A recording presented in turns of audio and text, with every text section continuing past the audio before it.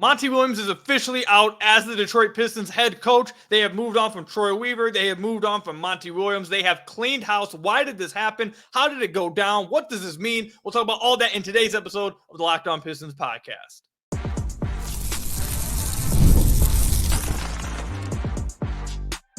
You are Locked On Pistons, your daily Detroit Pistons podcast, part of the Locked On Podcast Network, your team every day. What's the deal? Welcome back to another episode of the Locked On Pistons podcast. Per usual, I'm your host, Kuka Hill. You can find me over on Twitter at Kuka Hill. I want to thank you guys for making Locked On Pistons your first listen of every single day. We are free and available on all your podcast platforms. Hit that subscribe button on the YouTube channel if you haven't already, or leave us a 5-star review.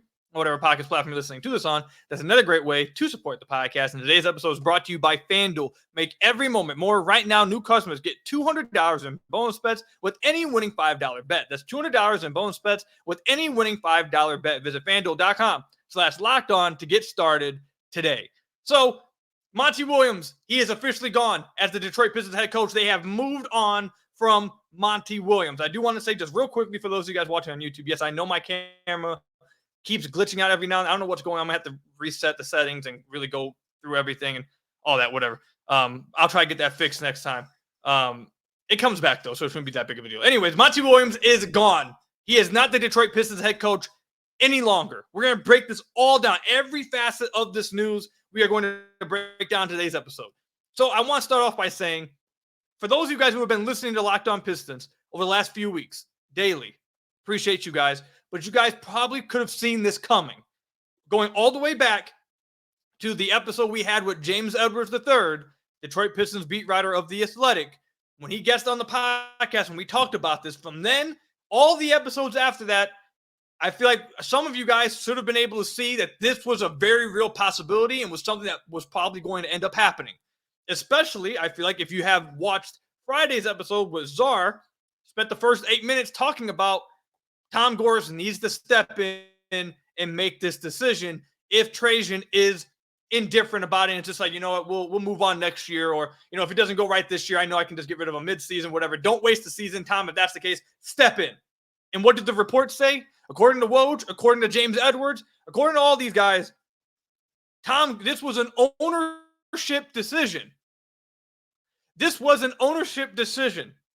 Tom stepped in. Now, this doesn't mean that Trajan didn't want it to happen. This doesn't mean that Trajan didn't like this. It didn't mean that he went over Trajan's head and forced him to do something he didn't want to do. It's more so, I would say, the way I would describe it as, I would more so say that Tom made sure it happened, and Trajan was just like, yeah, if it happens, cool. Like, if that's the route we go, I'm cool with that. I'll go get one of my guys. Like, that's how I would phrase it. I know there's some people already tweeting me and asking me and commenting and DMing me. I've been getting it ever since the news ended, asking, hey, does this mean that Tom just like completely went over Trajan and said, no, that's not what happened behind the scenes. I would not characterize it as that at all. I think Trajan was on board with this. He was just more so, from the way I feel about it, I think he was more so just indifferent about the whole process, whereas Tom kind of made it happen, which is what the reports are saying and kind of what I understand as well. Why did Monty go? Why is Monty gone? And again, like I said, we're going to go through every facet. We'll eventually talk about potential guys that could come in and replace Monty Williams. But why is Monty gone? There are numerous reasons why Monty Williams is fired as the Detroit Pistons head coach. And I think, that you guys are going to hear more and more about this stuff. Heck, maybe even by the end of this video's recording, like I'm recording this at 10:40 a.m. But maybe by the time I'm done recording this episode, you guys probably will hear even more stuff about why they moved on from Monty. But I think you guys will hear more and more about why they moved on from Monty as time goes on. But the very easy answer is this past season was an absolute disaster. Absolute disaster. And I know I've already seen clips from national media, people like Stephen A. Smith, who I'm just confused how, you know what, let me not even go there. But I've already seen clips saying, thank God Monty's out. They did him a favor. No, this situation was terrible because of Monty Williams. Monty Williams contributed to why this situation was terrible. We've talked about it nonstop.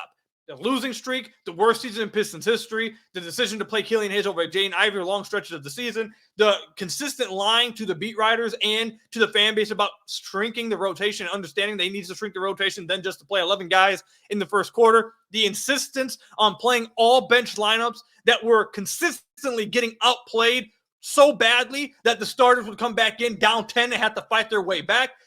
There was, and along with this, I've hinted at this numerous times on the podcast, but now that he's gone, how many fans do you guys believe there were of Monty Williams? I'll come out and say it. I don't know how many fans there were of Monty Williams at this point, at this situation. Throughout the Pistons organization, I don't know how many people were fans of Monty Williams any longer at this point. I think Monty Williams messed up on the basketball court. I don't think he ever, I think the fan base felt this. I think everyone felt this. It never felt like he was completely bought in to being a part of the rebuilding team and doing what needed to be done. He did just a bad job as a head coach this past year, but something James mentioned in his article today, breaking it down, was a belief in his buy-in to this team. And this is something that had been questioned since last offseason when he came to the press conference to say he signed here because of the money. So it was questioned from the get-go about his buy-in. We saw what happened last year. He somehow, some way, this is all I can say. This is what I'm going to say. Monty Williams was here for a whole season this past year. I have never witnessed. How do I want to say this? I did not hear. I'll just. How about this? I have not heard many positive things about Monty Williams this past season. That's all I'll say. I have not heard, quite literally, many positive things from about Monty Williams throughout the entire community. I'll leave it at that. Throughout the entire community, I haven't heard many positive things about Monty Williams from this past season. So when you don't have buy-in from the head coach, which is already a fireable offense, when you have the worst season in Pistons history, that's a fireable offense. When you have people who don't necessarily believe in what you're doing, that's a fireable offense. When you've turned people basically against you, or people aren't that big fans of you at this point, after one season this happened. In just 12 months, little or less time than 12 months, you've already warmed out your welcome. All those things are fireable offenses, and he did all of it within 6 months. Like, how long is the NBA season? From October to April for the Pistons? So that's, like 6 months. Like, within 6 to 7 months, he completely warmed out his welcome and quite literally was a part of the worst season in Pistons history. And somehow, some way, also turned everyone against him in the process. Like, there was not many positive things I've heard about Monty Williams within the last 12 months. Like, it is what it is. And that is why, I've been telling you guys for weeks, people keep saying, it's the money. Tom's not going to want to swallow that money. The money. Let's just put our thinking caps on. I don't need to come out and say it. Let's let you guys read in between the lines and put the thinking caps on. Monty Williams was given a long contract with, at the time, was the most a head coach was ever paid. A year later, that owner said, get out. Fired. Gone. And is willing to pay that money to make him go. What do you think that means? You know what? Like, let's just put the dots together. I don't need to come out and say it. Let's just put the dots together. You hand out that type of contract, and 1 year later, you are asking him to just go, I'll pay you to leave? What do you think has to happen to cause that? Do you think there's people that are fans of it? Do you think everyone liked Monty if that was the case? Would you just want to fork over $60 million? Would you be willing after a year to admit, yeah, I messed up? Because that's the other thing. A lot of ego played a part of this too. Not just money. You not only have to fork up the money, you also, if you're Tom Gores, which I credit him a ton. And again, if you listen to Friday's episode, I asked for this. I just listen to that episode. I think it's pretty interesting to watch now that this happened. But it's not just the money that Tom Gores fetched up. After a year, when it was publicized and talked about a lot, that this seemed like something Tom really pushed for last year. Not only did he fork up the money, he also admitted publicly, this is my bad. I messed up. This was on me. And I'm willing to correct it. I'm willing to publicly admit this was my mistake. I messed up and we will correct it. And he did that in a year. So not only do I give Tom credit for being man enough and doing the right thing to do that, give Tom a lot of credit for that. The second thing is, please, guys, just connect the dots. You guys don't need everyone to say it for you. You guys don't need articles to say it outright for you. You don't need me to come on the podcast and outright say it for you. Just connect the dots. The dude had the largest contract in NBA history at that time for a head coach. At the time they hired him, and it took 12 months for him to be fired, be gone. They're going to be paying him for the next 5 years. You don't do that if everyone is a fan of you. You don't do that if everyone wants you back. You don't do that if people believe in what you come on. Come on. Look, Monty Williams, basketball-wise, this past year was not good at all. And something that I've said on the podcast and something fans have pointed out. The beat writers, I have never seen the beat writers more critical, openly critical of a coach as I've seen this past year.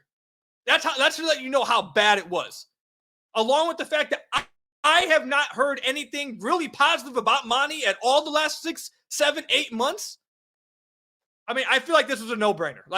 This is why this had to happen. This absolutely just had to happen.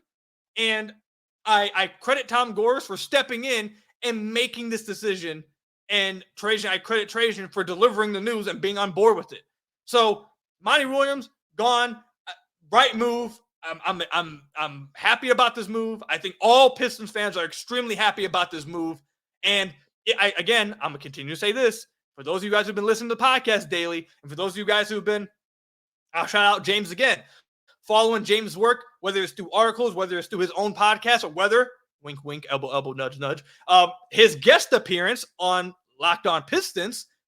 If you were paying attention to all those things, I feel like this was something a lot of people should have been able to connect the dots about.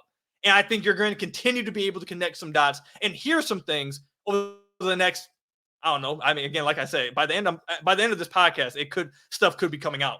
But I definitely think you're going to hear more and more and more about this. And Pistons are now looking for a new head coach. They're now looking for a new head coach. So who are they looking at? Who are the potential candidates for the Detroit Pistons? Who should they be looking for? We'll talk about all that, and we'll break it down when we come back.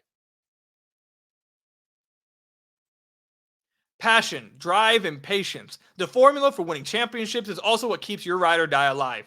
eBay Motors has everything you need to maintain your vehicle and level it up to peak performance. Superchargers, roof racks, exhaust kits, LED headlights, and more. Whether you're into speed, power, or style, eBay Motors has you covered. With over 122 million parts for your number one ride or die, you'll always find exactly what you're looking for. And with eBay Guaranteed Fit, your part is guaranteed to fit your ride every time. You'll get your money back.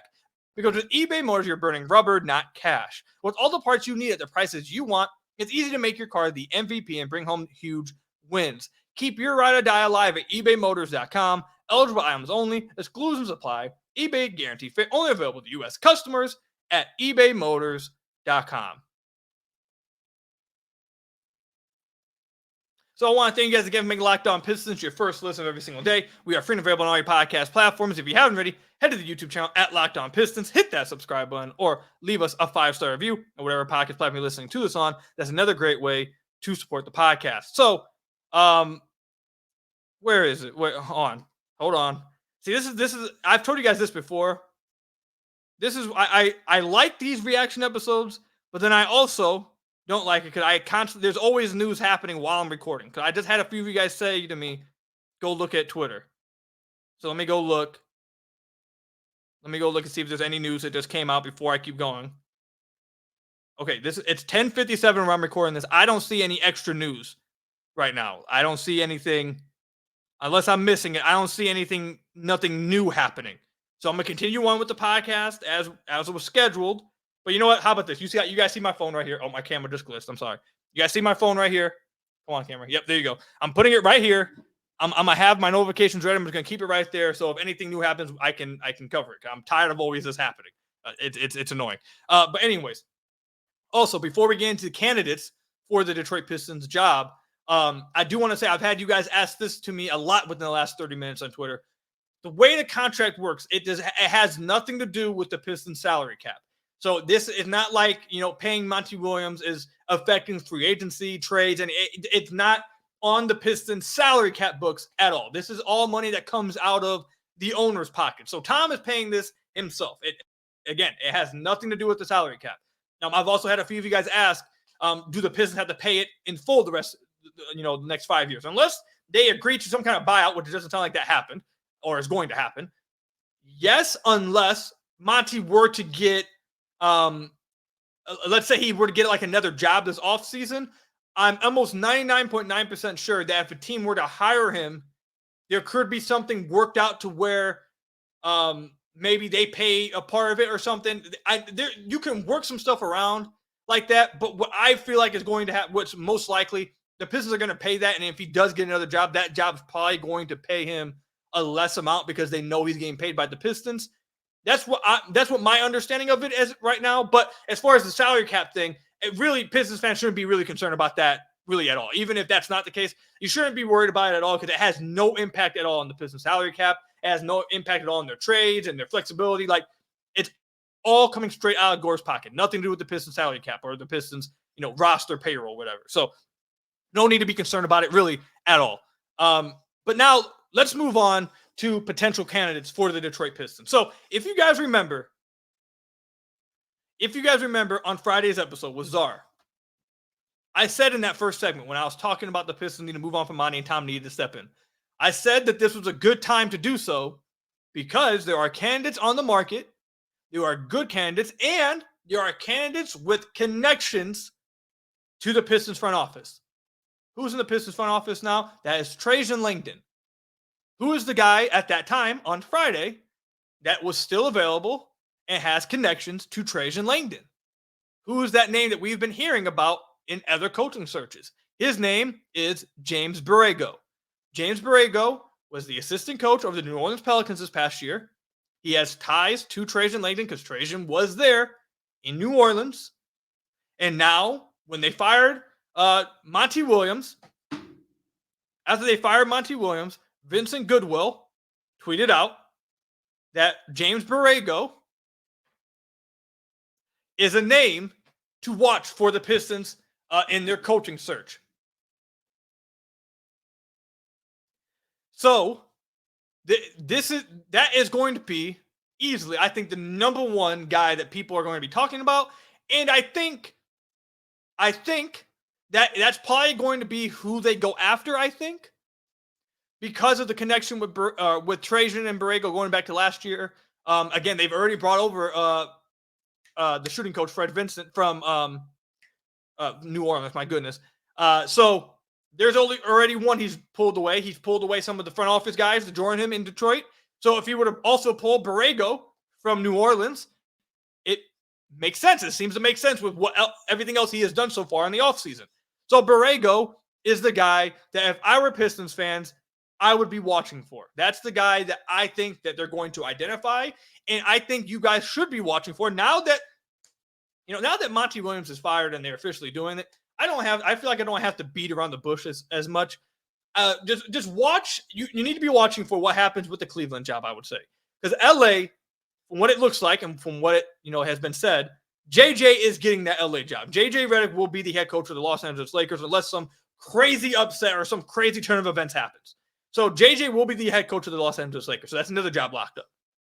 Cleveland is interviewing. They have interviewed Rick Adelman's son. I believe his name is David Adelman. They have interviewed James Borrego, and they have interviewed Kenny Atkinson. So it seems like those are the guys they're deciding between. If the Cleveland Cavaliers do not hire James Borrego, or if Trajan goes in contact, maybe that doesn't matter. Trajan could just go straight after Borrego and be like, hey, man, look, I'm willing to give you this job. Come join me in Detroit. We were together last year. I'll give you a nice contract. Come join us here. Maybe Borrego dips out in the Cleveland job and joins the Pistons. That could happen. Maybe that happens. But again, I'm watching that Cleveland job. If I were you guys, I'm watching that Cleveland job and seeing, does Cleveland hire Borrego? Because if they don't hire Borrego, I'm willing to bet good money. I would say that I think Borrego would be the one the Pistons would hire. If he's interested, he would have to obviously be interested and buy in to being the coach of the Pistons because it's a piece of work that whoever's coming in is going to have to deal with. So as long as that, all that stuff behind the scenes is like agreed on, I think that's, that's the route they're going to try to go. That's what I believe. But outside of that, if Borrego either gets hired by Cleveland or doesn't want the Detroit job because of how much of a mess it is, which again, I think we can all admit that. If it's not Borrego, James Edwards came out with the article listing some candidates. I'm only going to talk about two candidates from this list because these are two candidates that I have talked about for, I think, even going back to last year when they were deciding before they, hired Monty. Number one person is Chris Quinn. He is the assistant coach of the Miami Heat. He has been interviewed repeatedly for head coaching jobs over the last year, 2 years. He has been talked about highly in NBA circles, not just amongst players or the front office. I've talked with some people. He is thought of very highly across the NBA community. He is going, and James mentioned this in the podcast, he is eventually going to be a head coach somewhere. Like, it's only a matter of time before Chris Quinn ends up as a coach somewhere. He has been with Eric Spoelstra for a long time. He has learned under one of the best coaches, if not the best coach in the NBA for a long time. He was a former player. He connects with guys. Guys love him. We've heard some incredible quotes about him from former Miami Heat players, most notably Udonis Haslem. So he is the guy I would be going after, and James mentioned him in the article, so I hope that means that the Pistons have him on the list of guys they will be trying to go after over the next week or so, which is, I think this is going to be really tough timing, by the way, because of the draft. I think you probably want to have a coach by the draft. That's just my opinion. I think you want to have a guy by the draft. So Chris Quinn is the other guy I'd be paying attention to. So for me, it's Borrego and Quinn. Those are my two guys. Like, at the very top of my list, that's who I have. Borrego, Quinn. That's who I got. The other guy that James mentions here, which I think is a pretty interesting one. I'm not sure. I don't have a real in-depth opinion on him, but it's Sean Sweeney. He was the former assistant coach with Detroit under Dwayne Casey's staff. And I think a lot of Pistons fans hear that name and you will immediately connect him to his development and his relationship with Giannis. Giannis and him have an incredible relationship. Giannis credits him with a lot. He was a key part in his development. Every single time the Pistons played Giannis, he would go over, hug Sweeney, and they would talk. They have an incredible relationship. And he was just the lead assistant for the Dallas Mavericks, Jason Kidd's staff. So Dwayne Casey is still in the front office. There's that connection. He seems to be really well liked by players, especially a star player like Giannis. I think he's interesting. And he was a lead assistant for a team that just reached the finals. So I think he's paying his dues. I think that would be an interesting candidate as well. So those are the three guys I'm looking at. Borrego, I think, just, connecting some dots, whatever. I think is number one. Two, I would have Quinn. And then I would have Sean Sweeney. That's how I'm looking at it. So if there is any candidates that you guys are thinking of, or any candidates that you guys want the Pistons to look at that I did not mention or weren't even mentioned in James Edwards' article about candidates that could potentially be the Pistons' next head coach, let me know in the comment section down below who they are and why you're interested in them. Again, comment section down below or over on Twitter at Kuka Hill. In the final segment, I want to just, put the bow on top of the Monty Williams era. We're not going to talk about this any longer, I don't think, moving forward. I want to have my final comments on Monty Williams' time with Detroit and why the Pistons moved on from him when we come back. So stay tuned for that. Summertime means baseball and more, and all you can bet on FanDuel. All kinds of different sports, just as recently as the NBA Finals, which just wrapped up last week, was all obviously on FanDuel. Right now, new customers get $200 in bonus bets with any winning $5 bet. That's $200 you can use to bet everything from the Finals MVP to who's going to hit one out of the park. Visit FanDuel.com/lockedon and add a big win to your summer bucket list. I've told you guys this many times when betting became legal in Michigan a few years ago. I didn't know where to go. I didn't know what to try out. I tried out FanDuel. I have not turned back since. It's extremely fun, super easy to use, self-explanatory, and again, super fun. So try out FanDuel at FanDuel.com/lockedon and add a big win to your summer bucket list. Get $200 in bonus bets with any winning $5 bet. That's FanDuel, America's #1 sportsbook.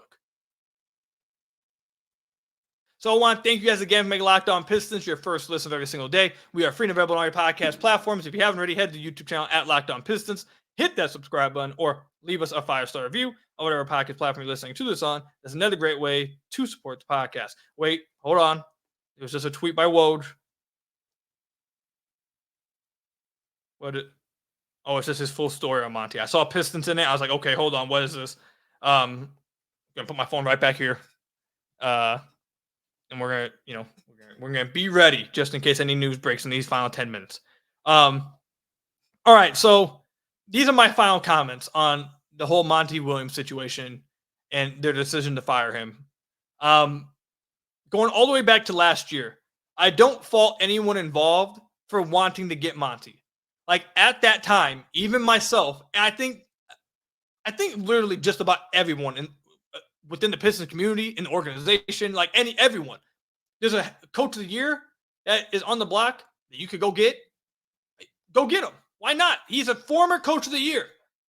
I don't think anyone was mad that Tom stepped in and really pushed hard, and maybe others really pushed hard for Monty. I don't think that's crazy. I don't think that they were wrong for doing so, especially at the time when the other candidates were Kevin Ollie, who did not have a good year with Brooklyn, and we talked about Kevin Ollie a lot the past offseason. I don't need to talk about him again. But when the other options was Kevin Ollie, it seemed like. So I completely understand their decision to go after Monty. I'm not going to kill them for doing that. Because again, at the time, I don't think anyone really criticized that move. I thought literally everyone applauded that move. But I think you immediately saw a crack in the armor at that press conference. People minimized it. Heck, I think I even tried to minimize it a little bit the day after on the podcast. But it was clear. That was pretty awkward. It was an awkward press conference. Some of the answers were a little awkward. The energy was a little awkward. And Monty Williams straight up saying that he signed here because of the money. Like, he didn't hide about it. Like, I'm not joking. He literally came out and said at that presser, he said the money. And he doesn't understand why people don't admit that, but it was the money. So, that was the first crack in the armor right there. Obviously, starting Killian Hayes over Jane Ivey for as long as he did, and then playing Killian Hayes over Jane Ivey to the point where the Pistons just flat out released Killian Hayes, because if they didn't, Monty Williams was going to continue to play him. Like, they were forced to just release him. Now, that doesn't mean Killian would still be here at this point in the offseason, but they flat out released him mid-season because Monty was going to keep playing him. Like, if they didn't move on from him, Monty was going to keep playing him minutes over Jane Ivey and over guys. So that was an issue. Monty Williams straight up was like, I'm not, like, people who paid attention this past year, he lied to the media, to the beat, to the fans on numerous occasions, saying that he needed a shorter in the rotation. He understood he needed to, and then would play 11 guys in a quarter. He would continue to play all bench lineups despite being asked about it and him saying he probably shouldn't do it, but he still kept doing it. There were people, there was literally a funny, just haha troll, I guess, of, is Monty literally trying to get fired? Is he throwing on purpose?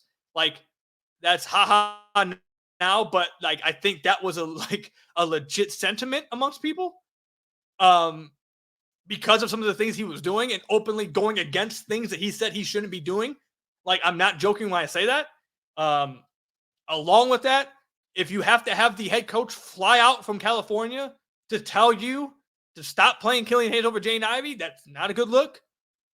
In James' article today, he put the quote back on paper, which looks really worse now, where Tom comes out and says, I think in the most polite and trying to not start fire where there's already a fire in it, when he said, I'm involved in rotations, I'm involved in day-to-day stuff more than I ever have. I think that right there should have been an immediate red alarm that he had felt the need to have to get involved with that stuff. That was another red alarm.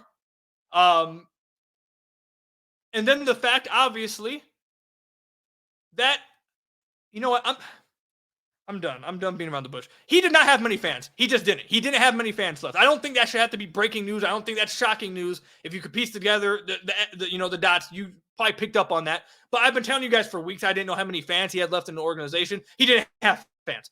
People just did not. People, I've never seen people turn on somebody so quickly. He did not have many fans left in the organization. He just did not.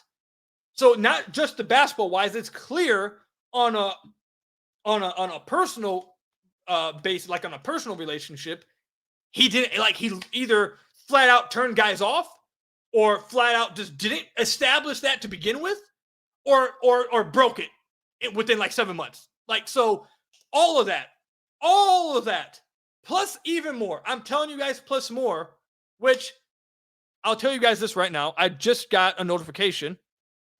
I want you guys to just, Czar, our friend of the podcast, Czar, just posted an article for Bully Ball. I suggest you guys go read that because there's going to be stuff in there that is pretty interesting. And I'm just going to say you guys need to go read that. So, look, people nationally are going to try to say that he was given a bad hand. And there are apparently some people I've seen in the Pistons community that do say that he was dealt a bad hand. Monty Williams was dealt a bad hand. He was. As I've said before on this podcast, he took that deck of cards or that hand that he had that was bad. He took that bad hand, he took some gas, poured it on the cards, lit it on fire, stomped on it a little bit, ripped it up some more, put some more gasoline on it, lit it up on fire, and then tried to play it at the casino. Like that's what he did with his hand. So yes, was he dealt the best hand? Was he dealt an ace and a 10 immediately in blackjack? No. Okay, he didn't have the greatest hand. But he took that hand and quite literally did the worst possible thing you could do at quite literally every level with that hand. You can't excuse that. You just cannot. I don't care how bad of a hand. I don't care how bad people think the roster was, which I was not a high person of the roster. He did everything he possibly could to make it a worse situation. So if he did return, which, again, watch Friday's episode, first 8 minutes of that episode. Wink, wink, elbow, elbow, nudge, nudge. If he did return, it was going to shock the hell out of me. If he returned, I would have been in this seat. I probably would have recorded a podcast just staring at the camera, like with my jaw on the ground for like 10 minutes. I would have been utterly shocked if they ended up bringing him back. I did not care about the Mark Stein reports. I didn't care about any of those other sources. And I'll wrap it up here with this. During all that time, again, I'm going to shout out our guy, James Edwards III. He was quiet during all that. When all those sources were being put out, all those reports, he was quiet about all that. He wasn't leaking anything. He wasn't confirming or denying anything. I think that should have been something. I've already had a few of you guys reach out to me and be like, man, that probably said something, didn't it? I'm telling you guys right now, listen to this podcast daily because, I got the juice for you guys. I got everything for you guys. Locked On Pistons, the best podcast out there. But outside of Locked On Pistons, listen to everything James does, his podcast, especially when he comes on here, and read all of his work and read into it and connect dots. If you want to know what's going on, I'm telling you, I'm going to go ahead and prop myself up there. You feel me? I'm going to prop myself up a little bit, say I'm up there too. But James, you should be dialed into what James is writing and what he's doing because he was on top of all this. And he was, give credit to James, and James really did a tremendous job with all this. And you guys need to, if you guys aren't already, you guys need to be paying attention to all of his work, especially when he comes on here. That episode, he came on here and we talked. I think it would be interesting for you guys to go rewatch that episode and Friday's opening monologue after this news. So this news. All right, we'll wrap it up there. I appreciate you guys. Monty Williams gone as the Pistons head coach. Let me know what you guys think. Comment section down below or over on Twitter at Kuka Hill. Hit that subscribe to the YouTube channel. Leave us a 5-star review, whatever podcast platform you're listening to this on. I'll see you guys later. Stay safe out there. Till next time. Peace out, everybody.